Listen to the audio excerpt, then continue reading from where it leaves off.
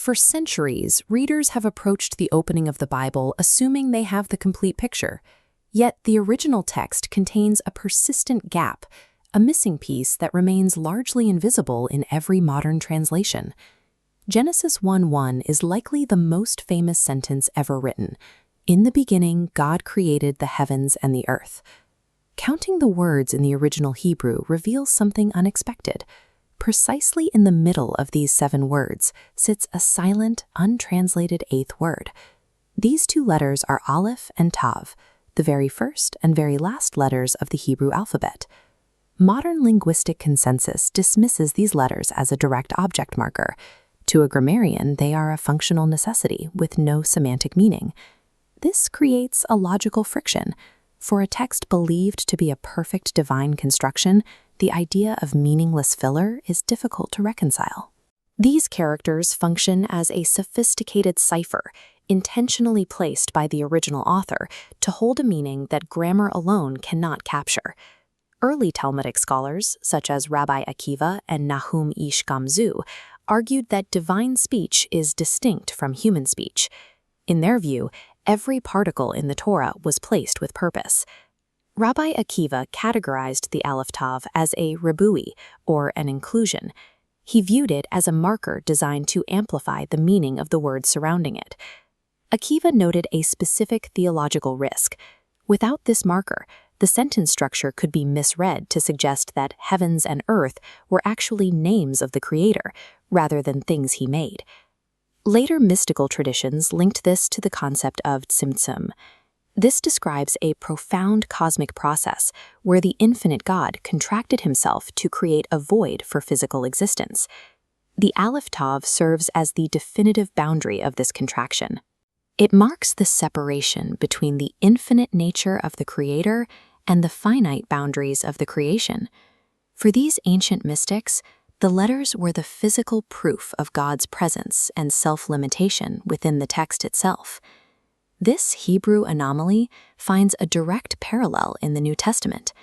The Gospel of John opens with a structure that mirrors the Genesis creation account word for word.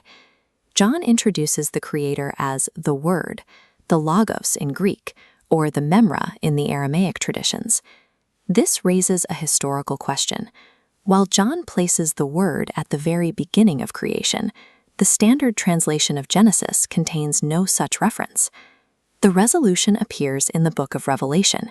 Here, the Messiah identifies himself in Greek as the Alpha and the Omega, the first and last letters of that alphabet. If the Messiah spoke to John in his native Hebrew, Alpha and Omega translates directly back to Aleph and Tav. John's word has been present in the first sentence of Genesis all along, occupying the exact central position of the untranslated Aleph Tav. To understand why these letters matter, we have to look back at Paleo-Hebrew. This was the script used long before the adoption of the modern block-style Aramaic letters. Paleo-Hebrew is pictographic. Like hieroglyphs, each character is a literal picture carrying a specific conceptual meaning. The letter Aleph was originally drawn as the head of an ox, a symbol representing strength or the concept of being first. The final letter, Tav, was depicted as 2 crossed lines. In this ancient system, that image stood for a mark, a covenant, or a cross. Because Hebrew builds complex meanings by joining these individual word pictures, combining strength and covenant creates a single concept.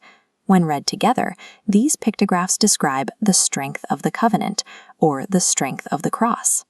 The Aleph Tav functions as a prophetic herald, embedding a specific signature of the Messiah at the very dawn of the text. This acts as the ultimate authorial signature. It is a mark left by the Creator on the universe's foundational document. This discovery shifts the literal meaning of the sentence. It suggests that God didn't just create the heavens and the earth, but brought them into being through the Aleph Tav. The weight of ancient grammar aligns with the physical reality of the cosmos. The infinite left a tangible mark on the finite. The Aleph Tav is an eternal sign that survived millennia of translation. waiting for those who look closely enough to see it. From the beginning to the end, the answer was never missing. It was written in the hidden letters.